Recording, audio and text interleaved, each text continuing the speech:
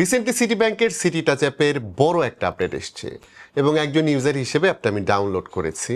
আর ব্যবহার করার পর আমার মনে হচ্ছে ব্যাংকিং অ্যাপের ক্ষেত্রে সিটি টাচ বড় একটা জাম্প দিতে পেরেছে।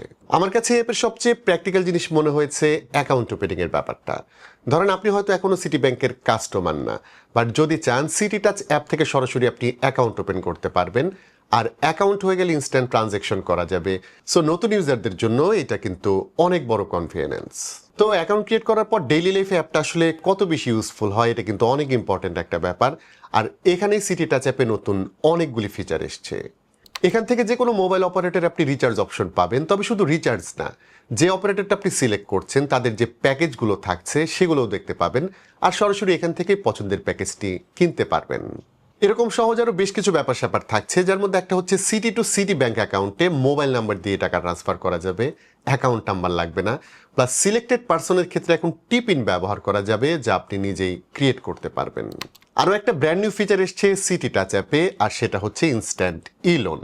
এই অ্যাপের মাধ্যমে কোনো রকম ঝামেলা বা পেপার ওয়ার্ক ছাড়া 50,000 টাকা পর্যন্ত লোন নিতে পারবেন, যা ইনস্ট্যান্ট আপনার অ্যাকাউন্টে চলে আসবে। তবে একটা বিষয় জানিয়ে রাখি, আপাতত কিন্তু এই ইনস্ট্যান্ট লোনের ফিচারটা অ্যাপের মধ্যে পাওয়া যাবে না।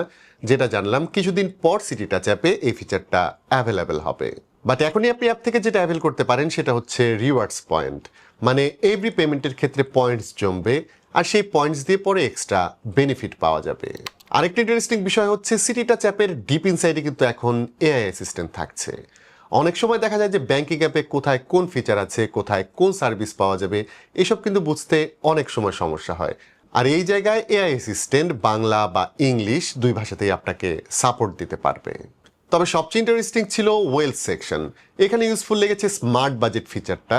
ইউজার চাইলে রেন্ট, গ্রোসারিজ, লাইফস্টাইল, ট্রাভেল এই ধরনের ক্যাটাগরি অনুযায়ী বাজেট ক্রিয়েট করতে পারবে। এরপর অ্যাপ থেকে দেখা যাবে কোন ক্যাটাগরিতে কত টাকা খরচ করলেন, আর আপনার খরচের ধরন দেখেই অ্যাপটা কিন্তু নিজে থেকেই আপনাকে বিভিন্ন ধরনের ডিপিএস বা এফডিআর এর সাজেশন দিতে পারবে। আর যারা সিটি ব্যাংকের ইসলামিক অ্যাকাউন্ট ব্যবহার করেন তাদের জন্য অ্যাপটা সিটি ব্যাংক আলাদাভাবে ডিজাইন করেছে, যেটা খুবই সাটল। তো সব মিলিয়ে নতুন সিটি টাচ অ্যাপ আমার কাছে শুধুমাত্র একটা ব্যাংকিং অ্যাপ আপডেট না, এটা ব্যাংকিং এক্সপিরিয়েন্সকে আরো সিম্পল, স্মার্ট আর কনভিনিয়েন্ট করবে। সো যারা এখনো অ্যাপটা আপডেট করেননি তারা প্লে স্টোর বা অ্যাপ স্টোর থেকে অ্যাপটা আপডেট করে নিতে পারেন।